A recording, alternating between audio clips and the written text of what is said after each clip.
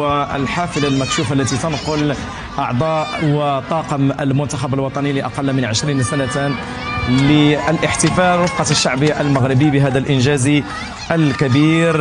كما قلت بعد هذا الإنجاز كل المغاربة أبوا إلا أن يشاركوا أشبال الأطلس بهذا الفوز وأيضا بهذا التتويج الكبير. باب السفراء برمزيته الكبيرة وأيضا بتاريخه العريق يعرف في هذه اللحظات مرور هذه الشحنة المكشوفة التي تحمل أعضاء المنتخب الوطني والطاقم التقني، وفي الجنبات حشود من الجماهير المغربية التي أبت إلا أن تحضر من أجل مشاركة المنتخب الوطني أقل من 20 سنة هذه الفرحة الكبيرة وهذه هذا التتويج العظيم للمنتخب الوطني أقل من 20 سنة.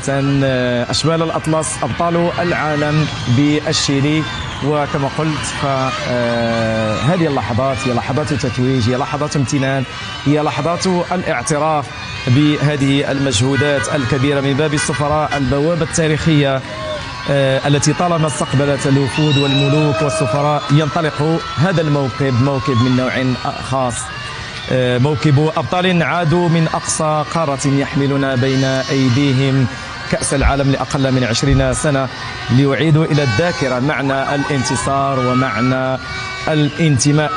أشبال الأطلس أبناء الوطن يسيرون وسط زغاريد وأيضا أهازيج الشعب المغربي وهتافات الشباب، بينما هذه الحافلة تجوب شوارع العاصمة عاصمة الأنوار الرباط.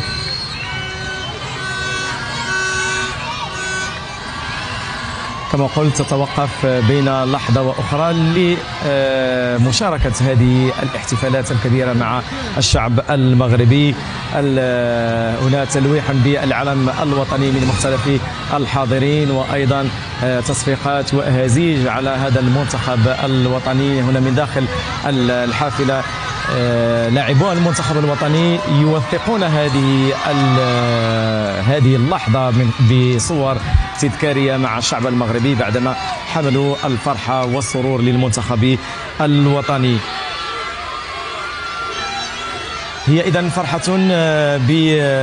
فرحة شعب بأكمله، فرحة وطن يرى في هذا الجيل استمرارا لمسار ملكي حكيم آمن بأن الاستثمار في الرياضة هو استثمار في الإنسان وفي صورة المغرب الحديثة.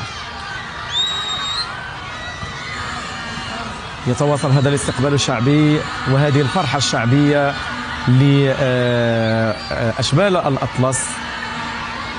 دائما أمين تشاركوا معايا التعليق على هذا عشناه مع الأسود في مونديال كتكرر هذه الصور هذو. نعم. وكيكون نفس الإحساس عن الخصوم الدارجة. نعم. نعم.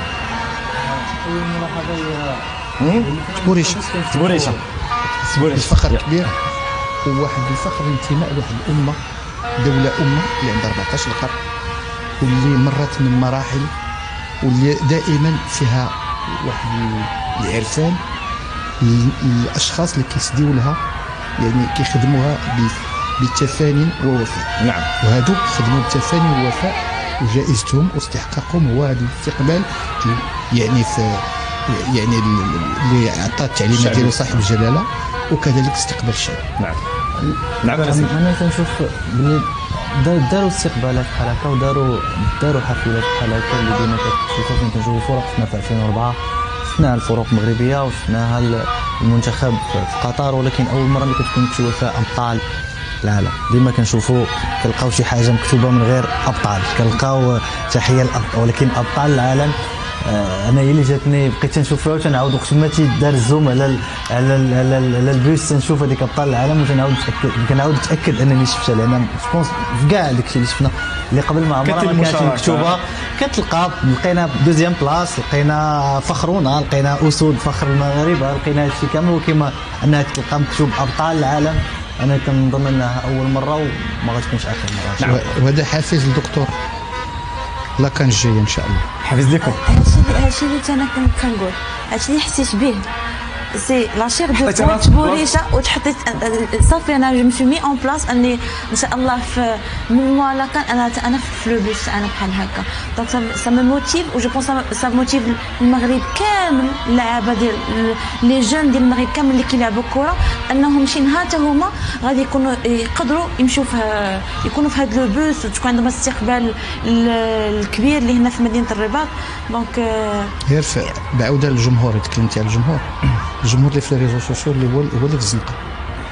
كاين واحد الكلمه الفرنسيه انت كتعرفها، كاين بيان شاتي بيك، كيما كينتقدك كيبغيك غادي يفرح بك، لان حتى هو باغيك تربح. حيت هذا الجيل وهذا الجيل بالضبط اللي ربح هو جيل ما كيعرفش المستحيل كما قلت لي، انه شافوا قريب ليه في قطر، عاش هذاك الاجواء اللي شافوا حتى هما الاستقبال اللي كان تنكون ليكيب. وبلا شك انه فاش كانوا لاعبين كانوا في واحد لو كون داخل تيفكروا ان راه يقدروا حتى هما يربحوا ولا يديروا شي مسار مشرف ويجيو حتى يكون عندهم استقبال بالطريقه هذه. اليوم يديسات غالبا يكونوا كيتفرجوا قبل ما يمشيو حتى هما في نفس الدين، لان دونك لامباكت بحال هاد لامباكت بحال هاد لي تور هادو بحال هكا اللي بسيكولوجيك سور لو سبورتيف في لا موتيفاسيون ديالو، وانه يبغي يعطي اكثر كيدخل شويه بو امباكتي بسيكولوجيكمون كوم يلفو لي جينيراسيون اللي يجيو انهم يشوفوا بحال هاد لي زيماج هادو يبقاو مأرخين وتعاودوا لهم هاد السيمانه كامله باش يتعرفوا. نعم. إذن هو يوم يحتفي به الشعب بالإنجاز كما يحتفي بالكرامة ويشكر شبابه الذين حملوا رايته واسم بلاده إلى القمم العالمية. هو ليس مجرد تتويج كروي، بل هو عنوان مرحلة جديدة تؤكد أن الرياضة في المغرب أصبحت مشروعا وطنيا متكاملا تسنده رؤية جلالة الملك محمد السادس نصره الله، التي جعلت من التكوين والاحتراف مسارا لبناء جيل يصنع الفارق. يمر الموكب في رحلة قصيرة على الأرض لكنها طويلة في معناها الرمزي، ورحلة تختصر قصة وطن لا يعرف المستحيل، وجيل أثبت أن الحلم المغربي قادر على أن يرفرف عاليا بين نجوم العالم. هؤلاء نجوم نراهم مباشرة أبهروا العالم وأبهروا كرة القدم العالمية بمستواهم الكبير، بأهدافهم الرائعة وبالفرحة التي حملوها إلى الشعب المغربي، وببطولاتهم التي بقيت راسخة هناك بسانتياغو، بالشيلي العاصمة بشيلي، ببطولة العالم. كما قلت موكب الحافلة المكشوفة للمنتخب الوطني ما زال يتعرف وما زال يشهد هذا الاستقبال الحار للشعب المغربي ولكل المغاربة على هذا الإنجاز الكبير. أمين باقي فيك تقول شنو؟ لا غير كندير واحد الفلاش باك، لأن القصة بدات في الشيلي أو كانت يمكن لها تبدا في الشيلي واستمرت في الشيلي. نشرح لك.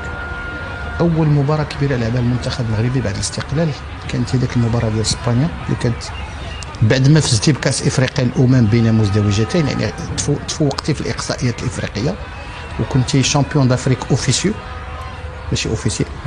لعبتي ماتش مع اسبانيا، فرضوا عليك تلعب باراج مع اسبانيا لقاء سد.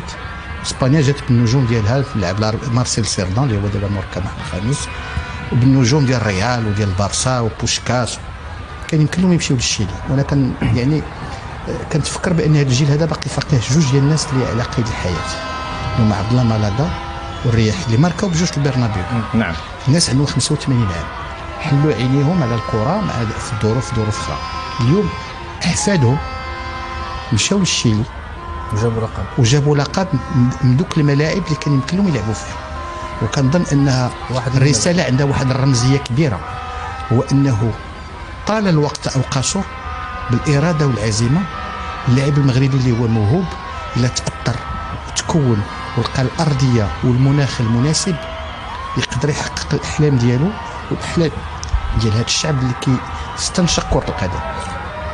وحتى ما تفوتناش فرصه وسي شكرنا الناس المكونين هنايا وكل شيء، ولكن حتى التعلق اليوم ديال الشباب